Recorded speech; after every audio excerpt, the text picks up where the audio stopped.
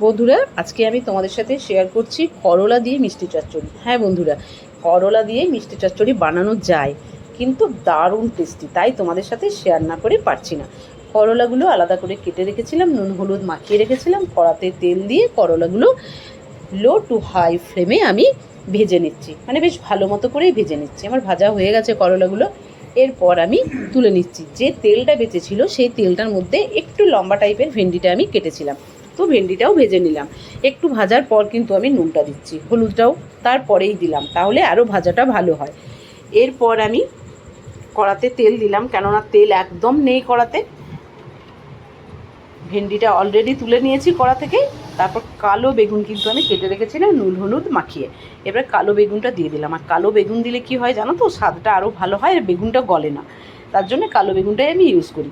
তো কালো বেগুনটাও ভালো করে ভেজে নিচ্ছি। দেখো একদম সুন্দর করে ভাজা হয়ে গেছে। এবার আমি তুলে নিচ্ছি। তুলে নেওয়ার পর আমি আবার একটু কড়াতে তেল দিয়ে দিলাম। কড়াতে তেল দেওয়ার পর আলুটা আমি কেটে রেখেছিলাম একটু ডুমো ডুমো করে, মানে খুব একটা বড়ও না খুব একটা ছোটও না। এরপর আলুগুলোও দিয়ে দিলাম। আলুগুলো একটু 5 মিনিট হাই টু লো ফ্লেমে ভাজার পর আমি কিন্তু দিয়ে দিলাম পাঁচফোড়ন। আর এটাতে সেরকম কিছু মশলা লাগে না, কিন্তু খেতে ব্যাপক টেস্টি লাগে। এরপর আমি সব ভাজাগুলো একে একে দিয়ে দিচ্ছি কড়ার মধ্যে। দিয়ে দিলাম ভেন্ডিগুলো। তারপর আমি দিয়ে দেব বেগুনগুলো। সব একসাথে কিন্তু নাড়াচ্ছি। দেখো আমি করলাটা এখন দিইনি, করলাটা দিয়ে দিলে না তেতো হয়ে যাবে। ওই জন্য এই সবজিগুলোই শুধু আগে ভেজে নেব। ভেজে নেওয়ার পর আমি সর্ষে বেটে রেখেছি একদম মিহি করে, 2 চামচের মতো সর্ষে বেটেছিলাম। সর্ষেটা ভালো করে এদের সাথে এবার সবজিগুলোর সাথে আমি মিলিয়ে নিচ্ছি সুন্দর করে। নুন হলুদ আমার যেহেতু দেওয়াই আছে, তাই একটু একটু করে নুন আর হলুদ আমি অ্যাড করে দেবো, যাতে করে কালারটা সুন্দর লাগে আর খেতেও ভালো লাগবে, দেখতেও ভালো লাগবে। রান্নার ব্যাপারটা পুরোটাই আর্ট, তাই দেখাটারও একটা ব্যাপার অবশ্যই আছে বন্ধুরা। ভালো করে আবার একসাথে নাড়িয়ে দিলাম। এইবার আমি কি করব বলো তো, এইবার কিন্তু আমি একটু সর্ষের জলটা দিয়ে দেবো, মানে যাতে করে আলুটা আমার সেদ্ধ হয়ে যায়। এবার জলটাও অ্যাড করে দিলাম।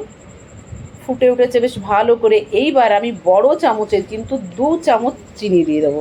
ঠিক আছে, চিনি দেওয়ার ফলে কী হবে জানো তো, এই তেতোটা কেটে যাবে। আর এটাতে আমি লঙ্কা একটুও ইউজ করবো না। তোমরা পারলে ফোড়নে একটা লঙ্কা দিতে পারো, আমি কিন্তু দিইনি।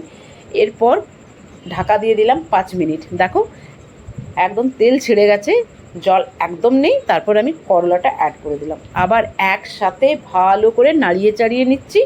তেল ছেড়েও গেছে আর দেখতেও ব্যাপক সুন্দর হয়েছে। পুরো সবগুলো একসাথে মিক্স হয়ে গেছে, কিন্তু সব কটা সবজি গোটা গোটা আছে। দেখো কোনো সবজি ভেঙেও যায়নি আর মাখা মাখাও হয়ে যায়নি, মানে বেশ সবজিগুলো গোটা গোটাই রয়ে গেছে। এরপর আমার করলার মিষ্টি চচ্চড়ি রেডি।